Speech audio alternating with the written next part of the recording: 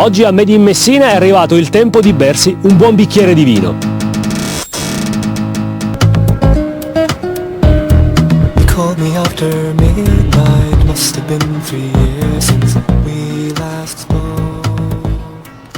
Le prime tracce nella storia di vino dalle nostre parti risalgono al tempo dei Greci, molto prima di Cristo, ma è soprattutto Plinio il Vecchio che dà grande dignità alle nostre terre e alla produzione di vino della provincia di Messina. È il Mamertino, il principe dei vini di queste terre. La sua piantagione, la sua prima piantagione avvenne nel 289 a.C. proprio nella zona di Milazzo e addirittura il Mamertino fu offerto a Giulio Cesare di ritorno da una delle sue campagne ed è citato nel De Bello Gallico. Nel 2004 il Mamertino è diventato un vino a denominazione d'origine controllata. Alla tutela, alla valorizzazione di questo prodotto della natura, ma anche dell'uomo, ci pensa le Strade del Vino della provincia di Messina, una associazione nata qualche anno fa e che ha creato un vero e proprio percorso attraverso le strade del nostro vino. Il nostro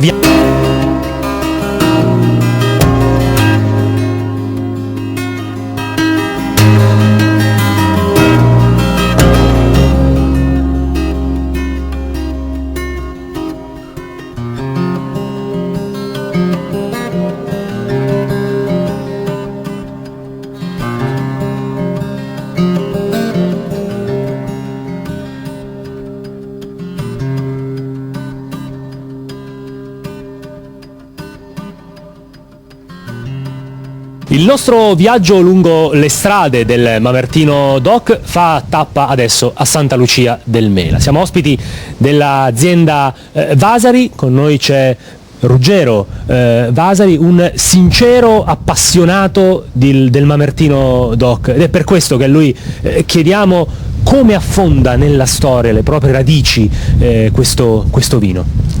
Il Mamertino, questo vino oggi famoso in tutto il mondo, ha delle radici storiche molto profonde perché è un vino conosciuto sin dai tempi dei Romani. Tutta la zona del Milazzese, di Santa Lucia del Mela, era tutta coltivata a questi vigneti che producevano questo Mamertino, che era la delizia dei Romani. Giulio Cesare nel suo terzo consolato ha persino brindato con il vino Mamertino, e il vino Mamertino che oggi noi proponiamo sul mercato sia italiano che all'estero è uno dei vini più antichi del mondo. Anzi, ce n'è in Italia 3 di vini antichi del mondo: è il Mamertino, il Falerno e il Falanghina. Questi 3 vini erano già conosciuti ai tempi dei Romani. Certo, oggi si producono e si fanno in una maniera diversa dal tempo dei Romani, ma pur sempre sono dei vini storici che hanno un appeal in tutto il mondo. L'azienda Vasari fonda la propria forza sulla tradizione, e naturalmente questa struttura ne è testimonianza, ma anche sulla innovazione, visto e considerato che mantenendo di fatto la medesima tecnica di produzione è riuscita però a invadere un po' il mercato mondiale. Sì. Noi parliamo spesso di tradizione, ma la tradizione non può essere fine a se stesso. La tradizione è proprio tale perché noi la adattiamo ai tempi, mettiamo qualcosa di innovativo, e il nostro Mamertino, il vino Mamertino, è un vino tipico, tradizionale, ma veramente molto moderno, perché le tecniche cambiano gli strumenti con cui fare il vino, cambia tutto. E allora andiamo a scoprire in questa azienda praticamente del XVIII secolo come si faceva il vino un tempo.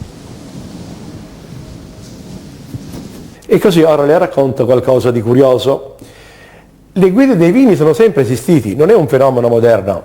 Le guide dei vini esistevano anche al tempo dei Romani, e proprio in una guida dei vini edita da Plinio il Giovane, tra una selezione di 195 vini allora conosciuti nel mondo, il Mamertino si aggiudica il 4º posto. Centinaia e centinaia di ettolitri sono passati da queste mura, ettolitri di buon vino, quasi sempre Mamertino, immagino. Ci racconti un po' la storia di questa azienda?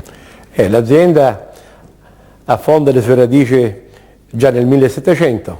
Noi abbiamo dei documenti anche scritti in latino, sono dei contratti di vendita di vino.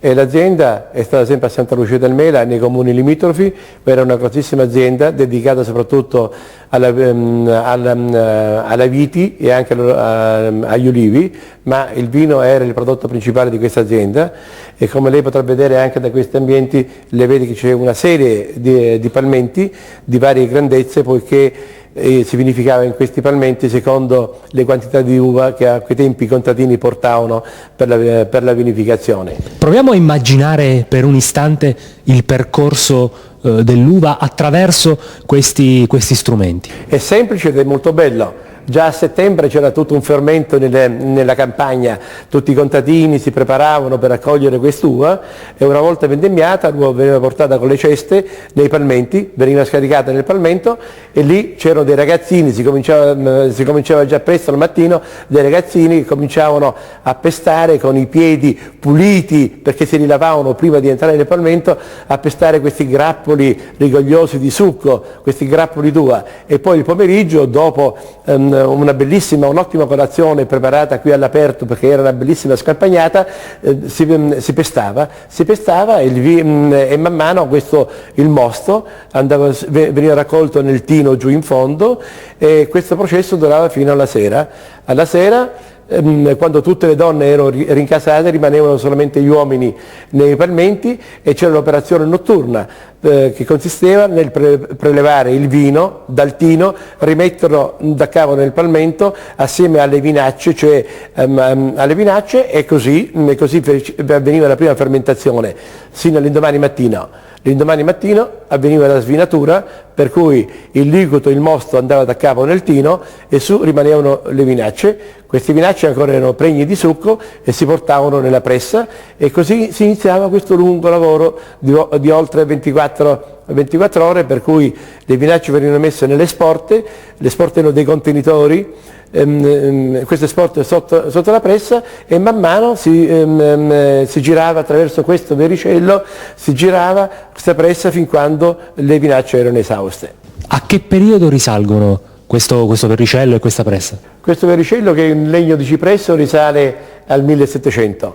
La pressa, la parte interna è originale, la parte esterna dopo la seconda guerra mondiale, quando abbiamo rifatto tutti i vigneti, è stata trasformata perché le assi erano di legno e sono stati fatti in ferro. Questa è una metodologia che è stata, moderna o comunque contemporanea fino a che anno? Questa è una metodologia moderna perché noi l'abbiamo utilizzata fino al 1960. Dal 1960 in poi abbiamo nella nuova cantina abbiamo avuto degli strumenti diversi, gli strumenti che sono innovativi, ma degli strumenti che servono veramente a fare di un prodotto come il vino una bevanda veramente eccellente e veramente buona. Sì, il vino veniva molto buono. Ma era più buono allora o più buono adesso? Non si può dire, per il gusto di allora era più buono allora, per il gusto di oggi il vino di allora oggi sarebbe stato imbevibile. Oggi il vino che produciamo è un vino che si adatta al gusto moderno, alla società moderna e anche direi nel senso più ampio all'economia moderna.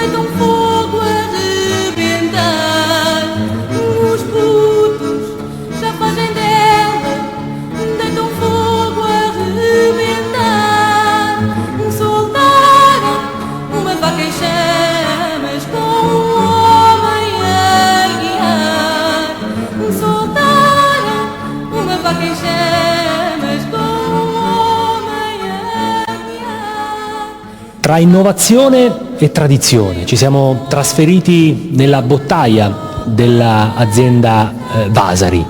Questo è un po' il cuore pulsante della sua creatura. Sì, questo è il cuore della nostra azienda, è il cuore pulsante della nostra azienda, dove ci sono tutte queste botti che danno gli aromi al nostro vino, e qui si produce il vero mamertino che viene invecchiato per circa 2 anni in queste botti di rovere, come voi vedete. E questo è l'ultimo stadio prima che il mamertino vada nell'imbottigliamento. E questa particolare bottaia io la amo tanto, a volte vengo anche di notte e ho dei colloqui, direi anche dei colloqui muti di parole con questo vino, col mio bicchiere vuoto che immediatamente si inebria e si ubriaca anche lui di tutti gli aromi che il nostro mamertino ci dà. Dopo 2 anni quindi può entrare, diciamo, nella fase di commercializzazione. Che fine fa il mamertino? Il mamertino, una volta imbottigliato, va sul mercato, ma purtroppo abbiamo una certa resistenza per quanto riguarda il mercato della nostra provincia, il mercato del Messinese e anche della regione, perché soprattutto nel Messinese non si conosce bene questo vino mamertinese. Si sente parlare dei mamertini, del vino mamertino che esisteva una volta, ma non si crede a quella che è la realtà di oggi, cioè che c'è un vino mamertino che è degno del suo nome e che può essere bevuto. E devo dire che a differenza di noi messinesi o dei nostri ristoratori e nostri cari messinesi, il nostro vino ha un grande successo all'estero. Io ho cominciato ad esportare il mamertino nel 1994 in Giappone. I migliori ristoranti italiani di Tokyo e di Yokohama hanno il vino mamertino. Ogni anno esportiamo dei container di vino in Giappone. Abbiamo aperto nuovi mercati, esportiamo in America, ma l'America è grandissima, esportiamo in California, esportiamo a New York, esportiamo a Washington, si esporta anche nella comunità europea, in Germania, in Svizzera e anche in Belgio, persino nella lontana Svezia e nella lontana Danimarca. Cioè il mercato estero sta dando al mamertino una grande soddisfazione, e molto di più che il mercato interno, e il mercato siciliano e il mercato del messinese. Quali gli obiettivi per il 2009 del mamertino? Penso che sia un buonissimo anno per il mamertino. Nel 2009 dobbiamo rafforzare le nostre posizioni, soprattutto nella nostra provincia che è una provincia leader dal punto di vista turistico, con Taormina che potrebbe essere un grande mercato per i vini per il mamertino e soprattutto per far conoscere ancora il mamertino. Dobbiamo rafforzare ancora le nostre basi all'estero, dobbiamo rafforzare le nostre basi nell'Europa e dobbiamo cercare di aprire dei nuovi mercati.